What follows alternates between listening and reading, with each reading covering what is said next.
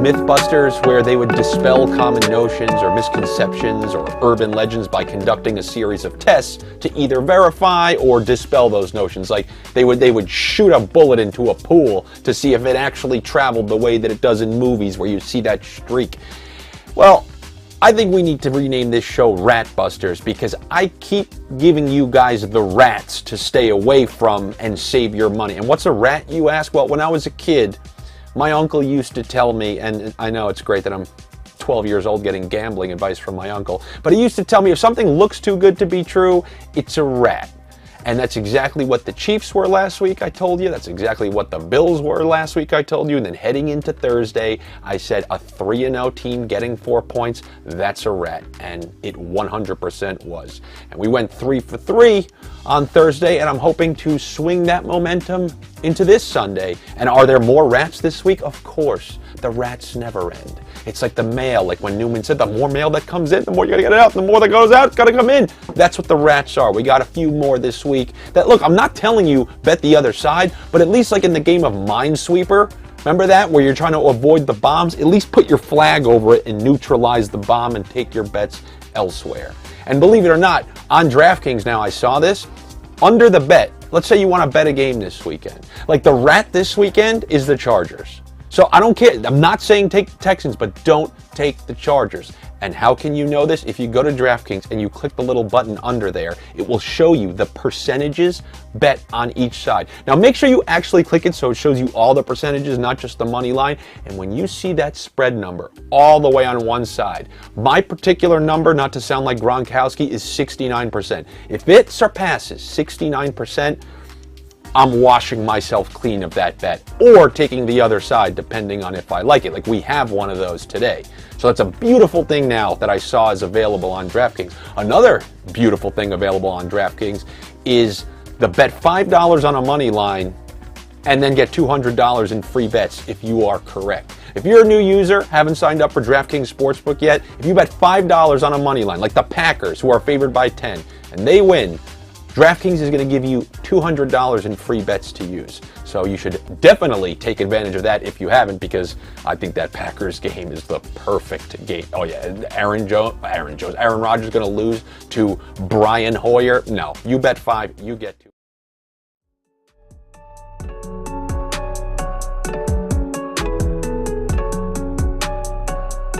I guess I should stop slouching and get my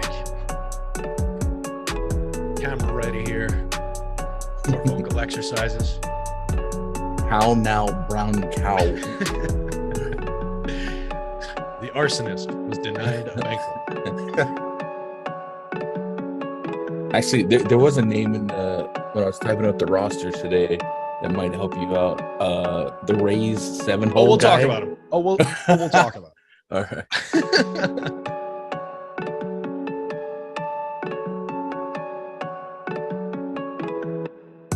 What's happening, Stokastic baseball fans? Terry McBride here, Gundacker in the analyst chair once again. It's Saturday evening. We've got a 7-gamer on deck. A lot of time to wind our way through this slate game by game for Live Before Lock here. Gun, how's your day going so far, buddy? You're pretty good. Yankees lay the smack it down on the Orioles. Nestor Cortez. When it's starting to, during the downstretch, I started getting pessimistic about the season. But this last week, it's starting to feel. And if we can get Stanton hot, if Nestor Cortez can look like that, it might be a fun October. Lineup's getting a little bit healthy. They're looking a little bit better. I agree with that. Yeah, Stanton, producer Mike in the background. Thanks, producer Mike, for all his hard work, pointing at his Phillies cap and giving a big thumbs down there, but and now hanging his head in shame. But yeah, I'm with you. Hey, we get Stanton's back going, and you never know what can happen. We'll see what happens with the mess of a bullpen they've got all of a sudden. That goes from a major strength to a major question mark in my mind, and I think Aaron Boone's as well. But we'll see.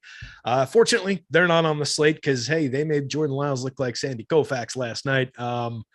It's kind of what you got to love about baseball and why it's so cool and perfect for DFS, honestly, is because like that's a perfect analog for DFS swings and for how DFS can work out. Baseball's beautiful because on 3 nights a year, Jordan Lyles can be the best pitcher in the game, and he came through last night, put up a monster score on FanDuel, became kind of a requirement in some lineups. A lot of lineups got through with like DeGrom and a lot of other scores, though. Like we talked about, you don't always need that highest projection, or excuse me, highest output. And he was only 0.2, 0.5% owned. So it didn't really make a huge difference in the tournament scores. So it was really interesting to see, but we won't have that kind of a night. Hopefully tonight, there seems like a deep pool of pitching gun. So before we dive into that, let's talk real quick. We'll point everybody to the subscribe, all those good things down there. And we'll also point them over to stokastic.com where they can find that possibly MLB Top Stacks is free again today. Not sure if this just wasn't updated or if they're free again. If it's not free, if it's not opened up, don't blame me, but maybe shoot a note to customer support and you get it opened up in the next 45 minutes because we are saying it. If you're still playing MLB DFS, which if you're watching this show, you probably are, all the content for the night slates over on DK is free. So make sure that you're clicking over to that for the 945, 938 type slates and check out all the DK content. That includes projections. It includes top stacks, it includes all those good things. Hit the like, the subscribe. We are brought to you by OddsShopper today. We're going to talk OddsShopper. We're going to talk OddsShopper Insider, and we're going to talk about an Ohio pre-launch for some gambling coming up in Ohio. You guys are going to have access to sports gambling soon. So that's big news coming up. We'll talk about all that stuff in the middle of the show. But Gun, I was just kind of stumbling over it before I decided to launch into the promos instead. But I think this is a somewhat interesting pitching slate, not quite as like premium high end maybe as last night, but I think there's a nice reliable wide like middle range here, or bunch of middle range pitchers, and then we've got one extreme ace. But I think we do have a number of spots where we've got like pitch count question marks. So what are you seeing in terms of this slate as an overall as just an overview here? Yeah, there last night we did get some more answers on teams that were clinching playoff berths. So these next couple days, the last couple days of the season, we're certainly going to wonder the longevity, the pitch counts on some people, because it does kind of go both ways. A lot of pitchers are creatures of habit, and they don't want to rest for 10 days before the playoffs, and vice versa. So I think tonight, relatively safe at the top end, like the Mets and the Braves that we saw yesterday. That was just dramatic baseball. I think Max Scherzer will go as long as he can go. 91 pitches in his last outing. I'm probably fairly confident saying that he can go up to 100 plus if the game calls for it. And then guys like Dylan Cease, I'm pretty okay with their pitch counts where they're at. When we get to the Javiers, the pitchers on teams that are locked in, not going forward or backwards, then I just start assuming 6 innings and get out of there if you can do it efficiently, and that's okay. Yesterday was one of those slates where I thought it was more likely to get double 30s out of your 2 pitcher spots on DraftKings. Today I'm a little bit more of maybe 130, 120, or if I can get 220s, I'm happy with it. But still an okay enough pitching slate to where I don't have to get like too crazy at the bottom of the barrel. Yeah. So before we get into the game by game, let's just talk Scherzer real quick, because he is kind of sitting as the big meatball at the top of the board in terms of the upside, in terms of where a lot of the ownership is going. How much of him are you going to get to relative to the field in terms of that, where there are some other spots where potentially, talented pitchers are going under own? But like I said, I worry a little bit about Javier with the pitch count, although he went through, I think he only needed 70 some odd pitches in his last outing to go 6, 1 hit, like 7 strikeouts. So he's still interesting. McClanahan, I think, is going to be on a limited count. Cabrera is going to be on a limited count. So how much does that just push you into additional shares of Max Scherzer before we even dive into the game by game here? So I didn't look at ownership when I did my first crunch, and I came out about 35%. And I'm looking at our top stacks tool now, and that's for DraftKings. He's coming in at 46% owned, so he's the highest owned guy, and that could push up, creep up on 50. And then you start wrestling with what to do there. I think at that ownership, I'm going to be on both sides.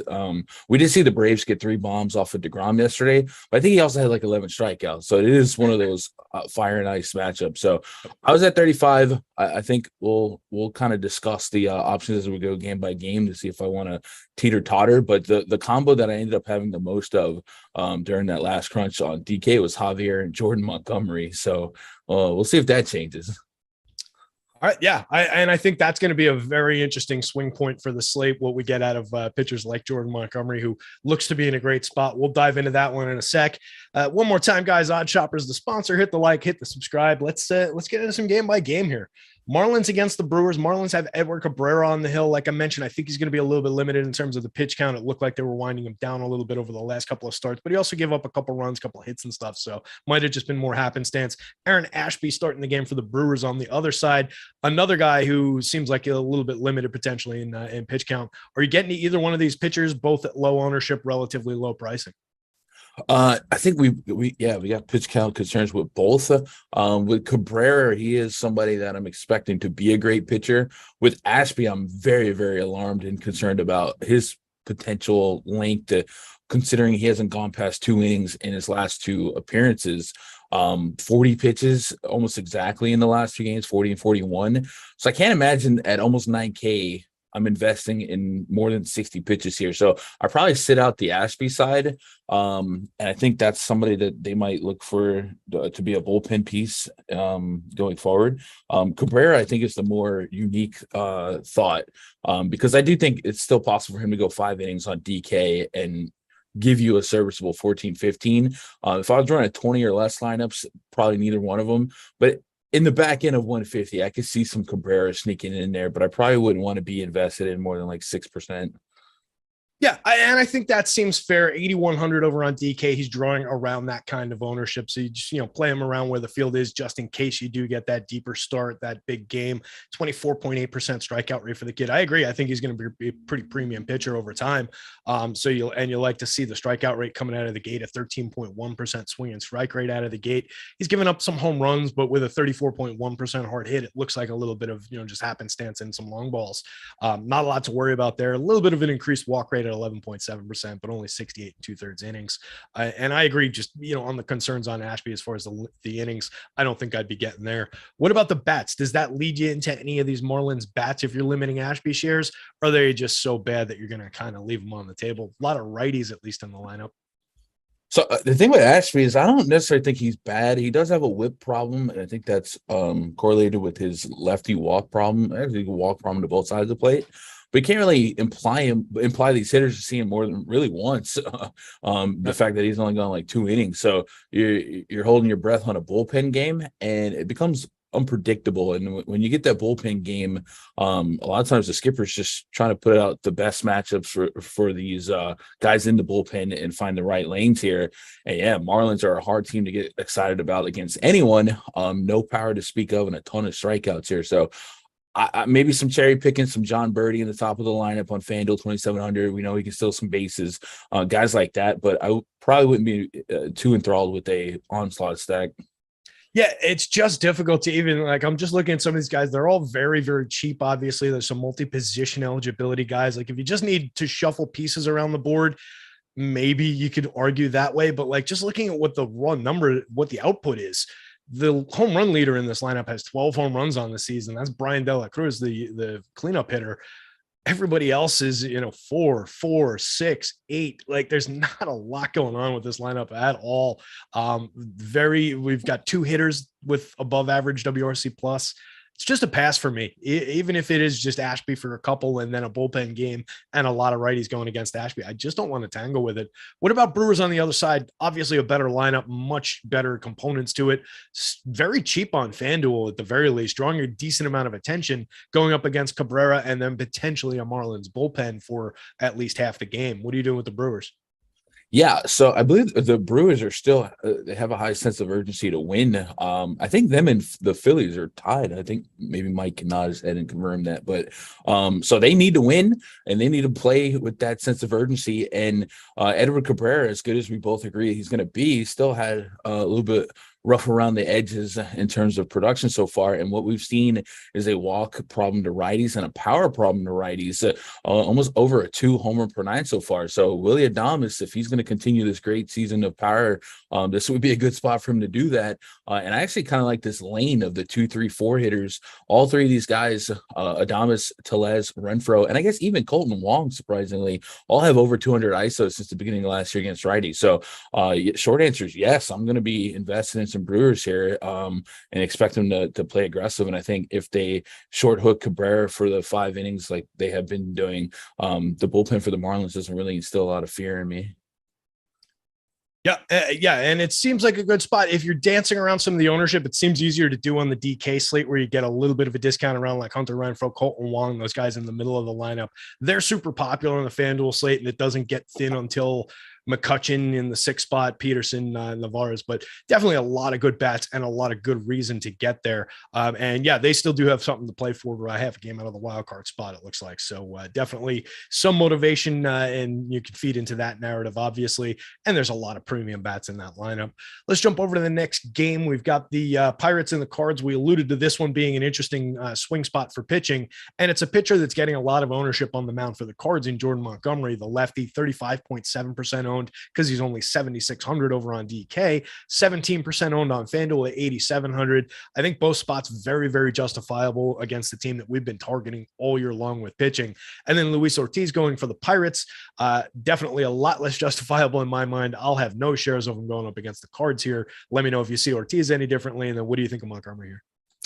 No, I think Ortiz, if you're a game log watcher, he certainly has some interesting outputs, and a 28% K rate, 15% swing and strike rate. There might be something there. This Cardinals team doesn't inherently strike out a ton. This version of the lineup only has 3 hitters with an aggregate K rate against righties since beginning of last year, over 20%. So it's a tougher matchup. But I guess in the interest of tournaments, those are some unique numbers that might go virtually unowned in big fields. He's the lowest owned pitcher on the slate. If we're saying that Cabrera is playable for similar numbers, then you can't really argue with it outside of the matchup at the very least. Like on talent, I was looking up his pitch count the last 3. So it's 3 starts, 25th to 20th and the 13th, 80 pitches, 74, 83, 4 2/3, 5 2/3. It would be output. DK 7 strikeouts against the Cubbies the last time out. Got the Yanks for 5 strikeouts, a run, 3 hits over 5. Maybe there's a little something on the bone. I just hate the matchup. Like it's certainly not projecting out for me, but yeah, I guess for tournaments, for large field, if you're going 150 for price, especially 6,900 on DK and nobody on them. Yeah. You talk me into it. It would be DK SP2 only for me. And I wouldn't, we wouldn't have to give up much to be well over the field at like 3 or 4%. So, I think that's a fun way to get a little bit different. I'm trying to remember him against the Yankees. There was a kid that came out of the bullpen for them that was throwing gas. I'm gonna look up his pitch type real quick. He was throwing 90. This kid throws 99 average velocity on his fastball, 58% of the time. Backs it up with a slider at 87.8 mile an hour, 37% of the time, and then a little bit of a changeup. So essentially a 2-pitch pitcher. So that I don't like 2-pitch pitcher starters, but so far so good when it comes to metrics and finding strikeouts. So a little bit on the DK slate. And we have seen a lot of those premium fastball, premium slider kids come up this year and just dominate, at least over their first couple of starts and over the last few years. That profile specifically seems like the kind that can come out of the minor leagues, put up a few big starts before the book maybe catches up on them. Some guys the book just doesn't catch up on, like a Spencer Strider. So yeah, maybe there's a little something interesting there. I still don't love tangling with the Cards. I gotta say that's my big issue with it. But yeah, for 6,900 for tournaments, especially over on DK, on FanDuel, since we haven't seen him get to that 6 innings yet, we haven't seen him get that quality start bonus.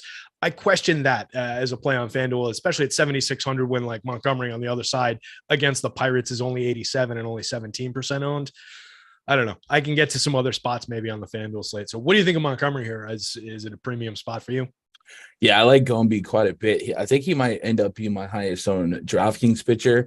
I'll take the negative leverage here. He's already coming in negatively leveraged versus his top 2% of being optimal with 34% ownership. So negative 12%, negative 12% negative leverage from the Department of Redundancy department, which is third best or third worst. But it's just the matchup that I'll keep on pitching against. Pirates 81 WRC plus against lefties, 27% K rate. There are some guys that may be a little bit scrappy and a little bit of power, guys like Castro and Diego Castillo in shorter sample sizes. But Montgomery's just been really, really good. 52% ground ball rate against righties, and then a 47% ground ball rate against against righties here, 52% against lefties, and it's a plus park. So 7,600, I don't need the world there, and I do think there's a strong shot at 20 plus to be optimal. So I like Montgomery quite a bit. Yeah, Sam here is projecting out great for me. Honestly, he's projecting to the top of the board based on this matchup against the Pirates that I've just been going to time and time again this year. And for the most part, we've gotten there with a lot less talented pitchers than this. So I'm happy to get there again. Wish he was a little bit lower owned, maybe a higher FanDuel price, higher price on both sites would be justifiable and would have kept the ownership off. But I'll take the discount in salary and I'll try and win it with bats. I'll have a lot of Montgomery tonight. What about the Pirates on the other side? We do have some guys who are friskier as right-handed hitters against lefties, but obviously not a good lineup, certainly with Miguel Andujar, the Yankees cast-off hitting cleanup now for this team. Any reason to go to Pirates as a oddball tournament play, maybe attack some of the Montgomery ownership? I think there's a couple of Pirates you could sell me on. Brian Hayes leading off, I'm interested. Brian Reynolds, I can get behind that. Mitchell Castro has a 156 WRC plus in this spot against lefties, so that's good. I'm sure that's not like super sample size behind that, but those three make some sense. Andujar is at least a big league hitter, but not great overall numbers against lefties. But I think 1 through 3, if you hit me with a sub stack with those guys, I wouldn't point and laugh at you. All right, that's fair. It's not one that I want to get too deep into. You know, maybe even lefty, maybe you pick off some cheap, easy power with like a Jack Sawinski from late in the lineup. He is a power upside guy. Maybe you hope to get him in a bat or two against the bullpen if they do get to Montgomery, but not really a premium spot in my mind. I would take a couple tournament shares. What about the Cards on the other side? Much better lineup that I think we both enjoyed getting to. They're getting some attention up at the top, but not nearly enough for a game against the Pirates pitcher who, yeah, we do see some things maybe suggestive of upside, but we certainly don't have track record with this kid. And he's a young kid just finding his footing in the major leagues. Are you going to the Cards here? Yeah, when we get there, though, we're betting on talent. Ortiz has some really weird minor league numbers where 138 strikeouts, 124 innings, so well over a strikeout per inning. That's consistent with what we've seen so far. A $1.14 on the whip, but a 4.56 ERA, and he went 5-9 in those starts here. So it shows that there's some volatility, I think, that we deal with. I'm gonna run power checks. He has allowed. He's got a homer problem in the minors, so that might rear its head sooner or later. He's given up 10 bombs against lefties in 50 innings, so that's double the rate that you want to see. Yeah. And then 9 bombs in 61 innings to righties. So that's above what you want. Usually 1 for 9, 1 for 10 innings is about average. So there is some power potential here from a 2-pitch pitcher against some professional hitters like Goldie, like Arenado, Pujols, and the like. So absolutely never need much to sell me on a Cardinal stack, but I'm in on that. And so, little Scumdacker spot, but you don't have to do much to be over on either side. Cardinals coming in at 6% ownership. That's pretty efficient with our top stack percentage, but 6% was that on a 7-game slate. I'm in. Yeah, easy enough to get to just with those numbers. And then just looking at the raw individual totals, for one thing, the 3 guys you named, Goldschmidt, Arenado, Pujols, in the middle of the lineup, all 3 of those guys over the magic number of 10 in my home run model. Alec Burleson at 2,100 and 2,200 from site to site and 1% ownership, sitting just below the magic number. And then above them, Lars Nootbaar sitting just below the magic number. So a lot of home run upside I'm seeing in my model as well. And then what I love is most of the ownership is going to Brendan Donovan and Lars Nootbaar up at the top because they're both left-handed, I guess. And then you get to expensive Goldschmidt, Arenado, Pujols, who are all right-handed. I do not care about their handedness against this pitcher in this spot. Give me shares of those guys. I feel like they're under-owned here. I can get to this lineup at least 1 through 7. I can throw some Paul DeJong on top. I don't really need Yachty on FanDuel, I don't think. Maybe you find a couple lineups where you can justify getting to like a Goldie Yachty combo, but you do have Goldie Pujols in there. So that would kind of take away from those shares, I think. So maybe Yachty goes by the wayside, but on DK, he's at least playable at 2,900. So top to bottom lineup for me still. I like the Cards. Let's see if we've got any business to take care of real quick before we move on to the next game. I'm sure there's something I was supposed to talk about. Stokastic Plus with promo code MLB Live. You guys hear us talking about this just nonstop. That promo code on these live before lock shows gets you half off your first week of Stokastic Plus of any of our weekly plans if you're a new subscriber. It's promo code MLB Live. It's all caps. It's all one word. Go over to checkout. I'm sure it's linked from the description below, or just navigate your way over to stokastic.com and check out the Platinum plan. That's really the one that I think is worth the time and the money at this point. We've got NFL going on. We've got preseason for NBA and NHL coming up. We've got the regular season for those about to start. We've got baseball winding down, but we still got playoffs coming. There's a lot going on. MMA, NASCAR, PGA, all these different sports. I think tennis is still going on. Anything that has a DFS slate and anything that we cover, that unlocks every single tool that we have, be it top stacks, be it the ownership, be it the player projections, anything you could possibly want. That's all included in the Platinum plan. MLB Live is the promo code, gets you half off your first week if you're a new subscriber. No Fantasy Cruncher included with that. That's always a paid add-on after your first week. So check that out over at the site if you guys are considering it. We'll talk Oddshopper. We'll talk about some of these other things in a little bit. But let's jump to our next game here, Gun. And we will jump into the Rays against the Astros. Shane McClanahan, who we mentioned, probably some limited pitch count concerns, taking on the Astros. Christian Javier going for the Astros, drawing a lot of ownership, particularly on DK, 40+% over there at 9,400. A little more expensive on FanDuel, less owned, but 18%, still fairly popular on that site. What are you doing with the two pitchers in this slate? Are you concerned about McClanahan and his innings? Yeah. Yesterday the Rays punched their ticket to the wild cards. But they are tied in record with the Mariners. Mariners have a half game lead. So it is feasible that they could, if that mattered to them, care. But I don't really think they will. And McClanahan is somebody that you need to be careful with, because if you're going to make any noise in the postseason, you're going to need Shane McClanahan to be that potential Cy Young that he was early in the season. Pushing around 80 pitches his last two outings, including an outing against the Astros. Neither one of those outings were good. Yeah, that's the concern there, is those last three really is 69, 80, 76.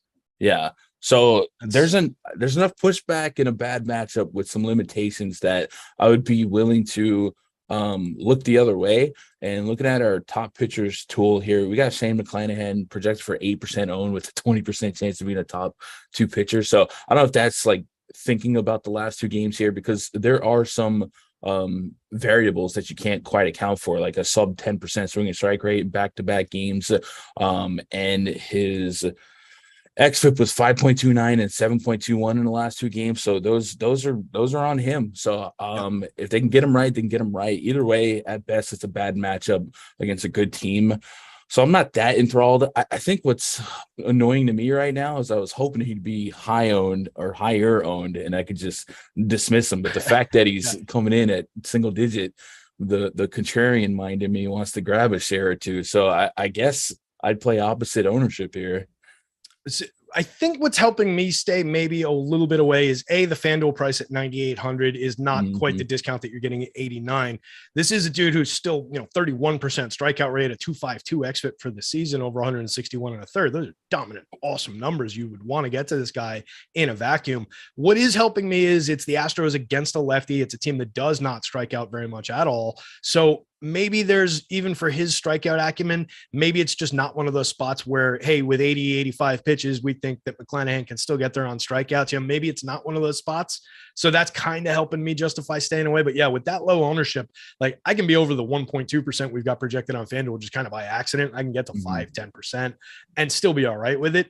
DK, I'm a little bit more concerned if you're pushing out like 15, 20%, something like that. That's biting off a little bit more of a share.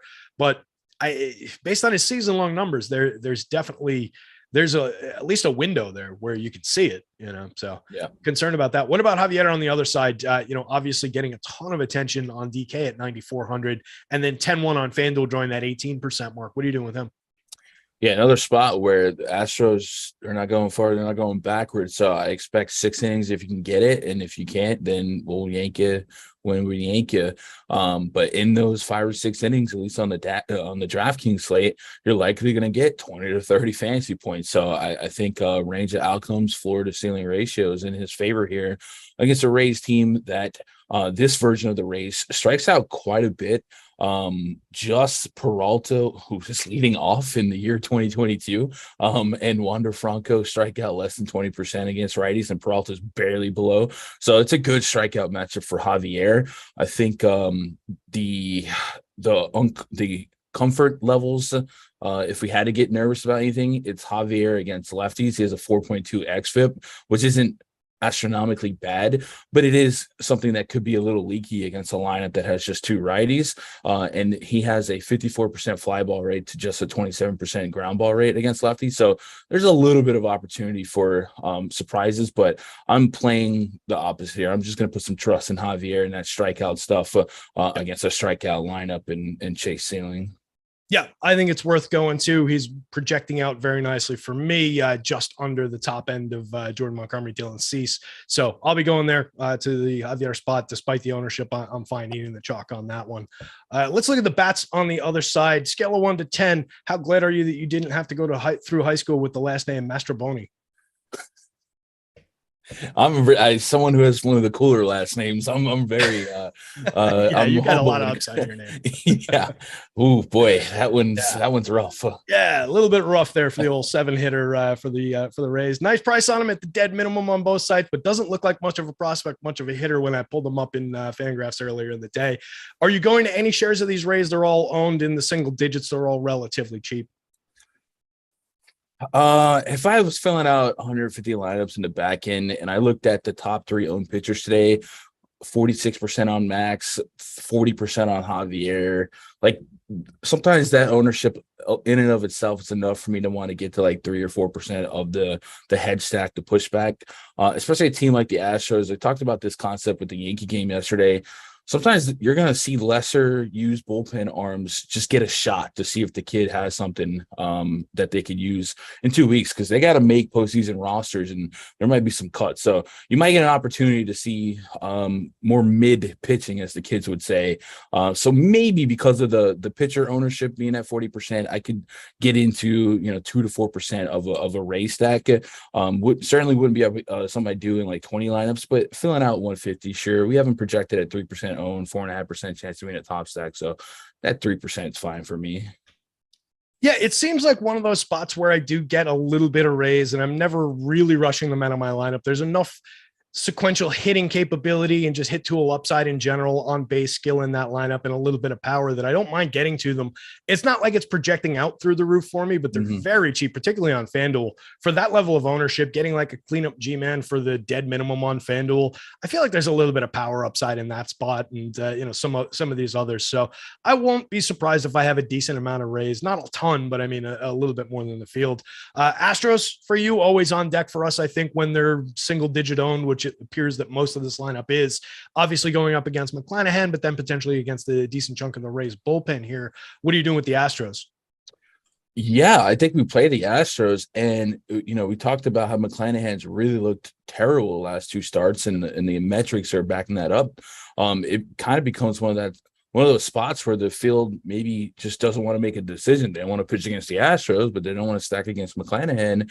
And there's enough to do both and not have to be over 6% on either side. Not so much on the McClanahan side. McClanahan, I think we said with 9%, but we're getting the Astros at 5% ownership. There's only maybe 3 pitchers I wouldn't jump on the Astros at 5% ownership. McClanahan, after his last 2 starts, is not one of them. So absolutely invested in the Astros. I was sitting at 8% on my last crunch here. Did that Rangers lineup come out? So I can. Yeah, the Rangers lineup did just drop. No Huff, no Matthias. We get who was it? Smith was in there, and then Jonah Heim. Those were the only 2 changes from the projected that I had. I'm just actually pulling those. A couple of Sam Huff and Mark Matthias shares out of my player pool right now. So, all right, that was the Astros. Agree with everything you said. They're a team just all season long. We've talked about getting to that team when they're under owned. There's bats. Julie Gurriel has struggled through the entire season to be anywhere close to the hitter that he was last year, but that's why he costs 2,300, hitting 6th in this lineup for 1% ownership. So even bats like that down toward the bottom. Ledmys Diaz with triple position eligibility for 2,100 and 5% ownership on FanDuel. Jake Myers is a somewhat interesting young bat in the outfield. There's a lot of spots to go on in this lineup. So I'll be getting a lot of Astros shares there. Let's knock out one more big pitching spot here. We touched on it at the top of the show, and then we'll talk about a little bit of Oddshopper, but we'll hold that for now. Max Scherzer on the mound for the New York Mets, drawing nearly 50% ownership, probably going to be above 50% when it's all said and done on DK at 11,000. Almost 40%, probably going to be above 40% when it's all said and done on FanDuel at 10.6. Kyle Wright answering back at a much lower price, much lower ownership on the other side for the Braves. What are you doing with Max Scherzer? And then how much interest do you have in Kyle Wright, a fairly talented young pitcher on the other side who may be getting overlooked? Yeah, we talked about this yesterday with DeGrom. This is basically a playoff atmosphere. And you get Max Scherzer. He's one of those intangible, invariable adrenaline guys, right? So I love the thought of a Max Scherzer in a must-win game like I did DeGrom. And DeGrom, like we said, gave up 3 bombs, but he also had 11 strikeouts and a quality start. So I expect DeGrom to have to, or excuse me, Scherzer to go out there with bring that same energy today in Truist Park against Kyle Wright. So I love the thought of Scherzer here. Evidently, so does everyone. As he's coming in as the highest owned pitcher. I'm with you. I think it could push 50+% when it's all said and done. But it's just too good of a spot. I don't want to say too good of a spot, but too good of a pitcher. And the stakes are high that I want to be behind that. And I love sweating Mad Max. Unlike yesterday, I didn't really hedge against DeGrom. I'll probably run some hedge against Max today since we got basically half the size slate. And yesterday I believe in the Braves from some of those at bats I watched. So I'll have both sides here. I don't dislike that call. They're on that list of teams that I'll always go to when they're under owned. This is kind of the example that I'll throw in there. Like, as I'm just spitballing on shows, I'll always say, like, unless it's against like a Max Scherzer or a Jake DeGrom, and they are facing Max Scherzer today. So there's a little hesitancy there, but I do love this lineup, and they're cheap enough on FanDuel. A lot of guys in the 3s and the high 2s in the bottom of the lineup there. And they're just totally low on DK, where you get 3 guys in the mid 5s and then Michael Harris hitting 3rd for 49. A little more difficult in terms of cost, but that's keeping more ownership away. So definitely worth getting to over there, but I'll have a lot of Max. At the top of the show, you were saying it sounded like you were going to end up a little bit below the field's like 50-ish%. Any change in that? Are you targeting more toward the field now, or are you still in that like 35 kind of percent range that you were at before? So now that I have the Rangers sign up, I'll have that answer shortly. But I would imagine I don't get over 50%. It'll probably be 40% in the ceiling. But I had 35% in my last crunch with a lot of Javier and Montgomery filling in the blanks. Yep, I think that makes sense. Top 3 guys on in my mind. What about Kyle Wright though? Coming in 8,700, only 5% ownership on DK, 97, 1.4% on FanDuel is in my last update. 175 and a third, 24% strikeout rate, 329 xFIP for the season.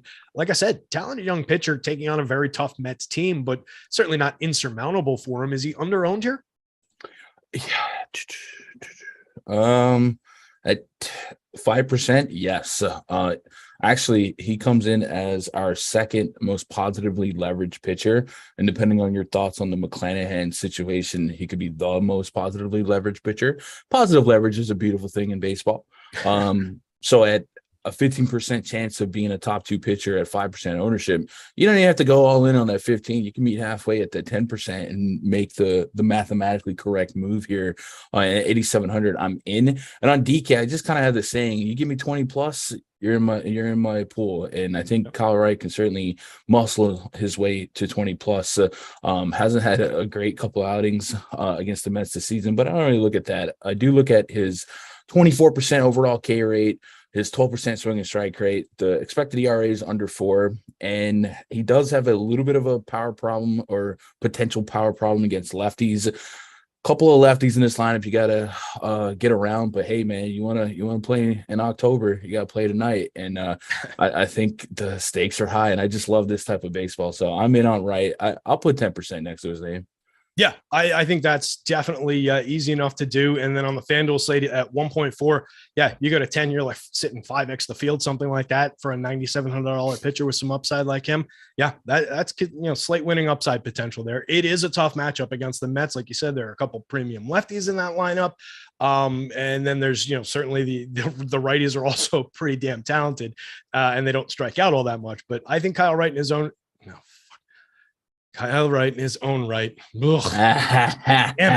From the Department of Redundancy. Man, at least I stopped myself as it was coming out of my mouth. But anywho, yeah, I think Kyle Wright has enough talent to potentially put up a little bit of a number for us here. What about going to some Mets stacks over there? Not drawing all that much ownership attention against a pretty decent pitcher. A lot of guys in the single digits here at reasonable prices. Are you getting any Mets shares? Yeah, a little positive leverage there too.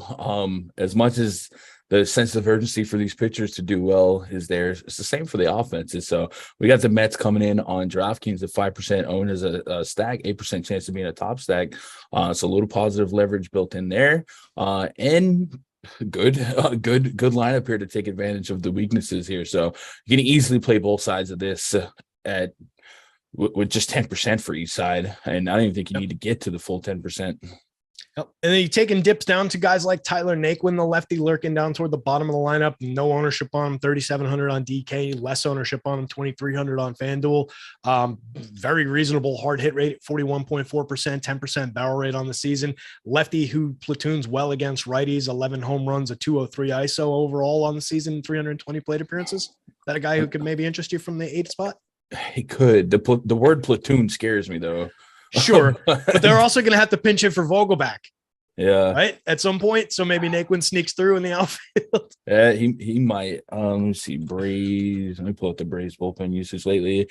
So yesterday Kenley couldn't throw strikes, but they do have Dylan Lee, Tyler Matzik, AJ Minter threw 21 pitches yesterday. So there's a couple of lefties that could be eligible today that might turn Naquin into the dugout, but I guess we can't really predict the future in that regard. So, but just in short term, yes, I think Naquin at 2,300 with 220 plus ISO the last 2 years against righties certainly can be a fun guy in the bottom of the lineup to maybe even wrap around and get in front of your 2-hole Pete Alonsos and Nimbos. Sure. And you could bring him down to, maybe get some correlated scoring. Like if you're stacking down from that top end, wrapping him around and then trying to get to like a 5th spot Eduardo Escobar, the switch hitter, instead of like clean up Jeff McNeil, maybe something to differentiate like that. Those two can correlate from top to bottom as well. So it's kind of interesting there, particularly with Naquin's home run upside. I think if you're buying 3 bites at the apple for him there, that's probably enough for the value of the ownership and the price. Who do you like specifically on the Brave side of things if you are going to Brave stacks like you were suggesting? Matt Olson. He's pretty good. I've heard of him. He's pretty decent. Nice price on him too, 4,700 on DK, only 1.6% owned. Yeah, that's crazy. I like that quite a bit. Against Max this season, I'll tell you, Max has survived in terms of the power department against righties this year, and that usually is something that you see him at $1.25. But he's still been $1.25 against lefties here, so I would feature a guy like Matt Olson, and then a guy like Michael Harris is intriguing to me. A good hit for average guy, little bit of power, and these are guys that I expect to swipe bags if they can. I think they're going to play aggressive brand of baseball. So I like 1 through 5 quite a bit. Travis d'Arnaud was popping for me. Not popping, but he was one of my higher owned catchers in my last crunch, which I thought was crazy at 4,300. But maybe now Jonah Heim will shake that up. Okay. Yeah. I mean, it's a little odd that he'd be popping that much just given the matchup. I would think that his projection would be suppressed, but it's a good bat for that price, like just in a vacuum and that low ownership at the catcher position on DK. So wouldn't be one I'd rush to cross out. And then you've got Ozuna, Eddie Rosario down toward the bottom of the lineup. If you want to get cute with running out a bunch of Brave stacks, I think I would need a lot of shares before I start getting down to those guys against Max, but they're in the mix. Let's talk real quick about Oddshopper, our sister site, the one with 2 S's in the middle. You guys have heard us talk about it a lot before if you watch these shows. Oddshopper helps you make your best bets in 30 seconds or less. It's as simple as that. And really, it's going to be less most of the time. We're talking about 2 or 3 clicks. It's a lot of check boxes. If you've ever bought like a TV from Best Buy's website and you just click like, hey, I want a Sony. I want it to be 75 inches. I want it to be a color television, not a black and white. 3 clicks, boom, there's your options for your Sony purchase. So, I mean, it's as easy as that to find the best places to make your bets. If you've got a bet in mind, it's going to help you find the best price at all these different sports books, the best place to make your bet. If you don't have a bet in mind, you can use the tools to help you find a great bet to make. It is such a killer site. It uses the same projections that we use to make everything happen with DFS over at Stokastic. Same projections, helps you with win percentages, helps you with ROIs. It's got a parlay builder so you can find optimized parlays, because everybody loves throwing a bunch of good bets together to win a lot of money instead of just onesie twosie type stuff. So jump in there, check out the parlay builder. If you want guaranteed risk-free profit, if you're that kind of guy who doesn't like a lot of risk and just wants to book a little win here and there, hey, the arbitrage tool is what's going to help you find those risk-free guaranteed bets across sports books. Oddshopper.com, 2 S's in the middle, link from the top of Stokastic, easy to find, probably linked in the description down below as well. We've also got Oddshopper Insider going. Let's just knock this one out as well, because it's the same thing. It's Oddshopper, but it's Oddshopper Insider. It's a little bit of a bonus. You get access to expert sports betting picks straight from your favorite Oddshopper personalities with our Oddshopper Premium Insider. Click below to browse packages from 6 of our experts, and with each, you'll find a coupon for your first week completely free. So there's a click down there for you guys. It's going to take you to another page. It's going to pop up with 6 different experts. You can read their thing. You can grab their coupon code. You put that in, and what that's going to get you is access to their insider subscriber channel within the Stokastic Discord, as well as our other Oddshopper betting channels that are available. There's no cost to you. There's no cost to you to give this a shot for a week. So click below to get started now.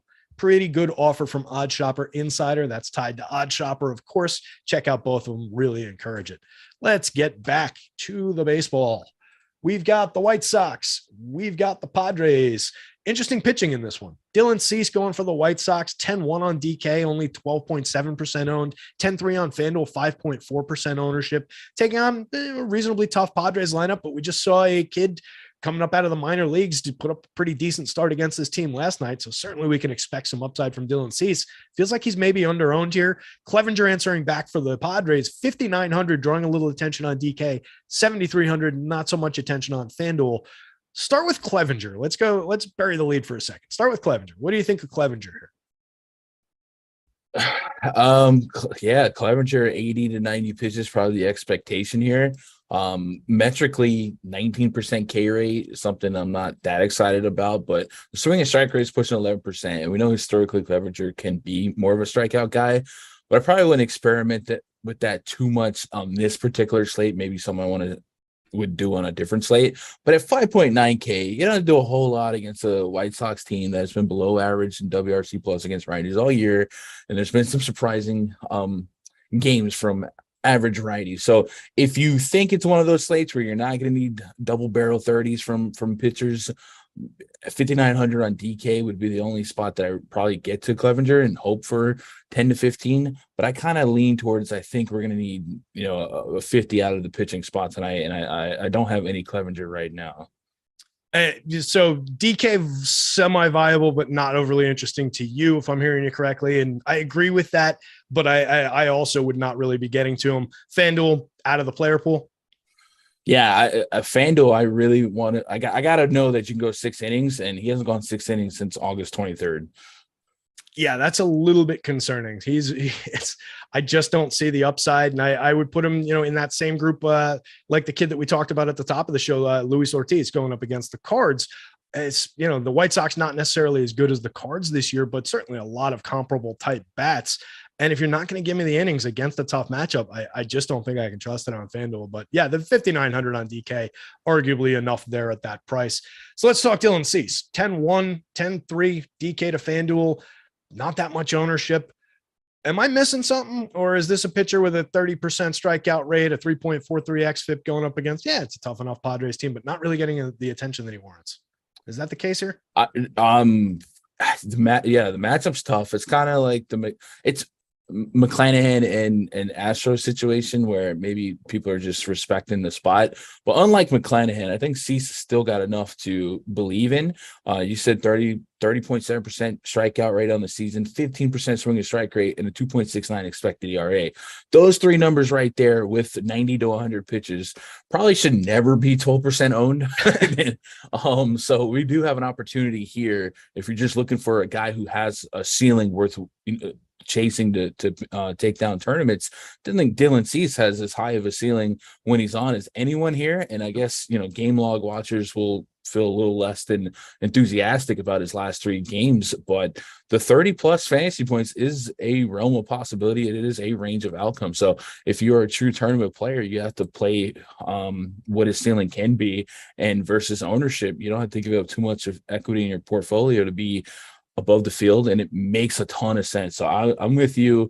Even though the matchup's tough, that type of ownership on a 30% K rate, 2.69 expected ERA in positive pitching situation, I'm in.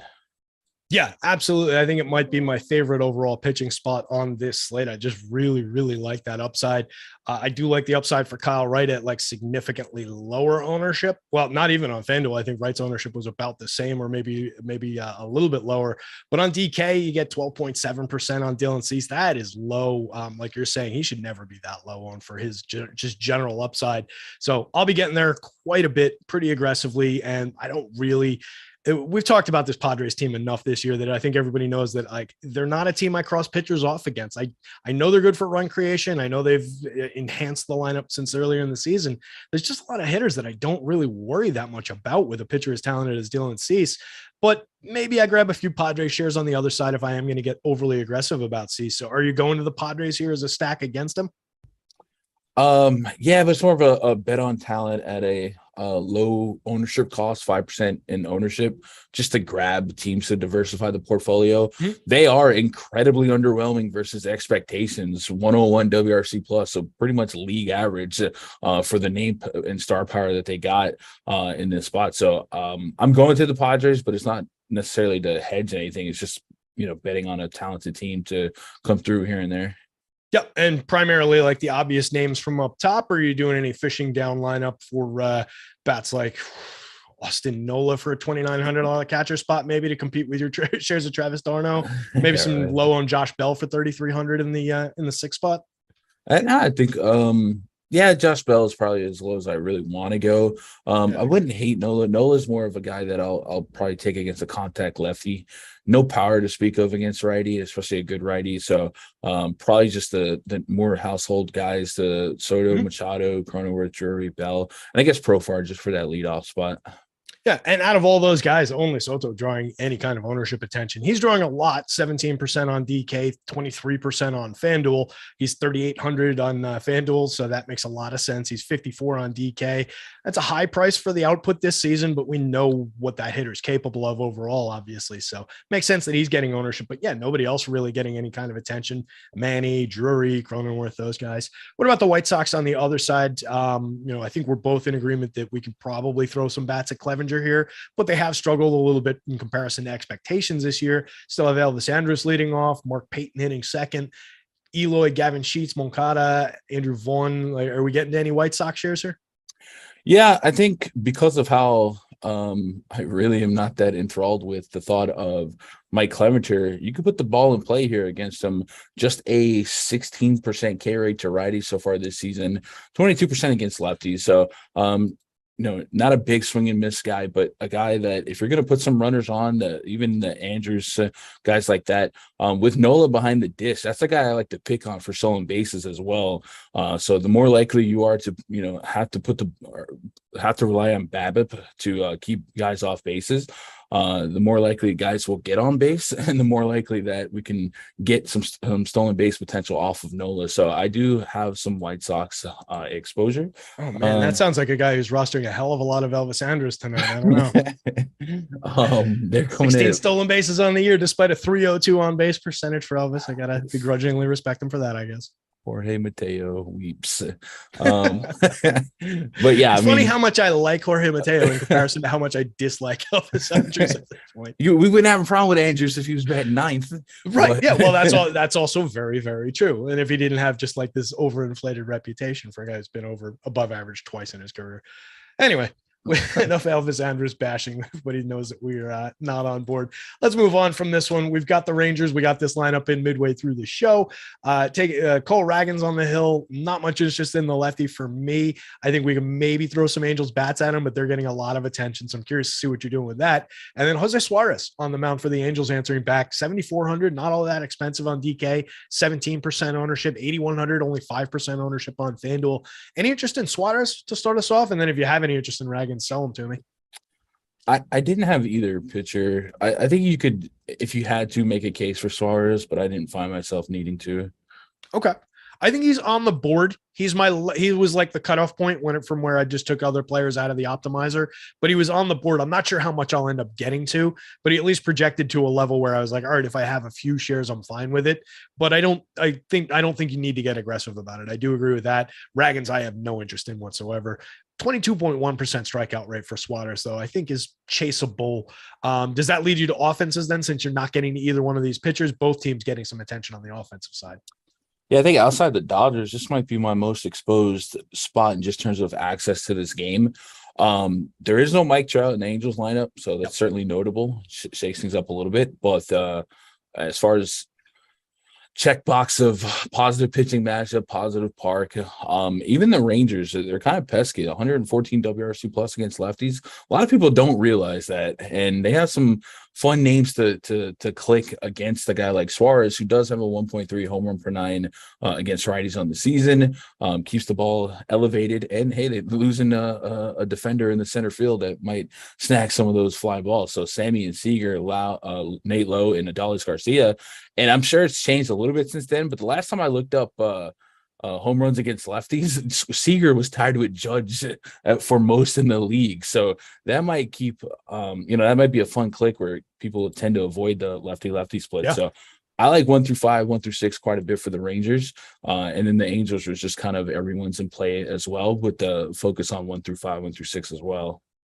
Okay, that's a great call out on Seager. I knew he was not really affected by splits, but that is dynamite upside if that's the case. Wow. So remember that disastrous Yankee game on Apple Plus. The commentators was like, Judge has more homers against righties than lefties. I was like, that seems a little misleading. So I looked up, right, most homers against lefties, and he was tied with Corey Seager. And I was just like, okay, these guys are idiots. And then I was like, whoa, Seager. Right. And then just like, if you're just looking at the raw output, he's going to face, 2/3 as many righties again as he is lefties, and just have more just raw home runs on a percentage basis. I'm sure it's probably, even or favoring lefties, like you said. And then, but to see him tied to see a lefty tied atop the board is, pretty interesting against left-handed pitching. So definitely, and that's a thing we talk about a lot. It seems like people do still overrate that, and they take premium hitters out of their lineup just because of handedness situations when it doesn't necessarily affect them specifically. So I think it's something people overrate in general. And then with a lot of these specific guys, definitely something you can target. What about Angels bats? You mentioned no Mike Trout on the other side. Shohei Ohtani, Taylor Ward, Joe Adele, not the greatest lineup in the world. No, if these names, we start saying these names out loud, and you start thinking about the fact that they are the second highest owned stack on the slate, and you start wondering, was Mike Trout, with or without Mike Trout? I know earlier this season without Mike Trout, we were signing up to pitch just about anyone against them, but I do anything for love, but I won't do Cole ratings. So I probably want to undercut that second highest ownership here, but I think when I do undercut the onslaught, which is probably my approach here, not really sell out for the 5-mans, I'll have plenty of the more notable sprinkles, the Rengifos, Ohtani's, Wards that are just going to fall in my other lineup. So that's how I'll play that. I can cut out the 5-mans and just let them fall where they fall, because they're going to fall aplenty. Yeah, they're definitely going to be popping up in optimizers. They're going to be all over lineups. You do have some cheap bats. You do have some, home run upside around guys like Joe Adele. I just don't love getting into this lineup in full stacks as well, or in agreement with you, whatever the hell I'm trying to say. But what I was staring at as I was stumbling through that is like the 3 hitters up toward the top of the lineup that I do want to get to, especially on DK, 19% on, 27% on, 21.7%. That's just so popular. FanDuel, it's actually higher, 25, 33, 22. that just makes it difficult to play the hitters that I want to get to in this lineup. So a little bit concerning, but it does look like they're coming up for me as we're winding down towards 7 o'clock, 7:10 start today. So we do have a little bit of time to talk through this last game. There's probably a piece of business to knock out. Let me see if there's anything I left on the table here. Oddshopper Insider. No, just hit the like and the subscribe out there, guys. Good news. No other ad to read. We definitely need some like button action out here. Hit that like button out there. Come on. We're not going to talk about the last game until you guys get us over a certain amount of likes. It's not in front of me right now. 100. Get us to 100, chat. We love 100. Oh, we should be over 100 by now. That's a little disappointing out of our Saturday crew. It's not like we're light on Saturday people, are we? 280 people out there hanging in for the last full Saturday of the regular season. Yeah, we just got a super chat there, Terry. Oh, we did. Look at that. Our pal Eric Child. Sorry, guys, coming in super late. I want to do a Mets mini stack. I think that'll be low owned. So what is the best offense to pair with that? I don't care if it's chalky. Eric, which site are you on real quick, buddy? Thank you for the super chat. We really appreciate it. Eric is a regular, always throwing us a couple of bucks on the super chats and always asking pretty good questions as well. So those are always welcome. Just let us know. I forget which site you play on, Eric. Let us know about that, and we'll try and get that answered. In general, gun site to site, if you have opinions on just one stack stands out both sites, regardless of ownership, he's on DK. So, I mean, if he's using the Mets specifically to be contrarian and it doesn't matter about ownership, well, there's only one team on the slate with an over 5 implied run total, 5.4 to be exact. My answer would have to be the Dodgers, even though it is the highest owned stack. They're in such a good spot. Yep. So I guess that would be my answer, is Dodgers. And then if I had to go past the Dodgers just to get less ownership, I'd probably cherry pick from the Rangers and Angels. Okay. Yep. Can't really disagree at all with the Dodgers call. I mean, it makes a ton of sense. Just go to one of the best lineups in baseball. Hey, that's not too difficult. They're taking on Kyle Freeland. Hey, what a great spot for them. Coincidentally, that's the last game on deck for us to talk about. So that was a dynamite transition set up by our pal Eric Job out there and executed by Gun. Let's talk Rockies. Let's talk Dodgers. Kyle Freeland, the lefty on the mound. No attention to him, and justifiably not on the DK on both slates.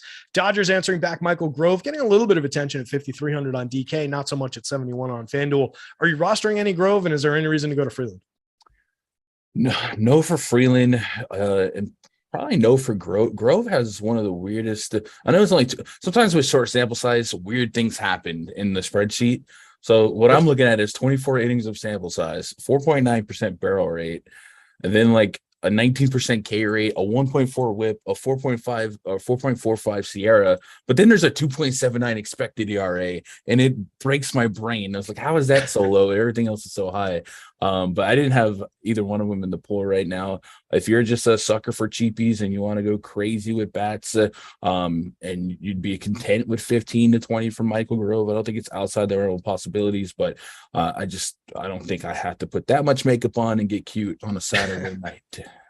Yeah, there's other cute spots maybe that are a little bit more expensive, but I just think that there are other spots that we can go, and we just don't need that level of savings here. So I'm with you on that one. What about the bats? Any reason to go to the Rockies against a righty on the road? Kind of one of those spots that leads to pitching shares usually, but against a young pitcher like this, any reason to maybe grab some of those bats? Low owned, low cost? No, not really for me. Not flat no, pull them out of the player pool. No, right? Like exactly. not a target kind of an answer, right? Yeah, so far Grove has struggled the most against lefties, and there's only one lefty in that lineup, so it's not even like I could say, "Oh, this is a sneaky spot." I'm looking at Grove's game plan in Colorado. Minor league numbers for Grove: 1.2 WHIP, 90 strikeouts in 76 innings, so way over a strikeout per inning. So maybe we do get an increase on his 19% number, and then not enough sample size innings wise to really jump on power. So. No, but I like you said, I wouldn't get them out of the player pool. I think CJ Cron, Ryan McMahon, Daza, where they fall, and I'll let it roll. But I don't really see 5-mans in my future. Yeah, and I think that's fair. There's enough, and it's around those guys that you just named. Maybe I would throw Brendan Rodgers onto that pile, Randall Grichuk. There's enough major league caliber hitting in that lineup that I think you can grab some tournament shares. But yeah, don't get too aggressive about it. Everybody low single digit owned anyway, easy enough to get over the field if you want to. The ridiculously popular Dodgers on the other side. The top end, I mean, it's ownership that's comparable to those top three hitters on the Angels lineup, and I certainly like the lineup top to bottom better. So you would think there's more correlated scoring, more potential to turn the lineup over and sequence and all of that, create runs. But they're more owned top to bottom. So what are you doing with the Dodgers here relative to the field? Obviously, we both like the situation in terms of potential for fantasy scoring.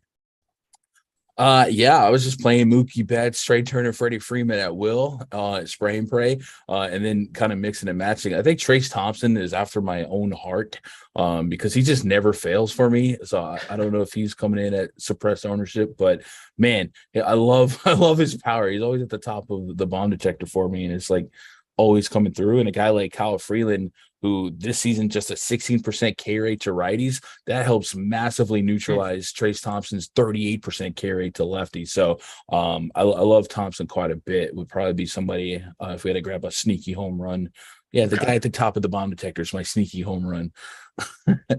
You have one in your pocket that's up top? It's Trace Thompson. It's always Trace Thompson. All right. All right. Yeah. He's sitting.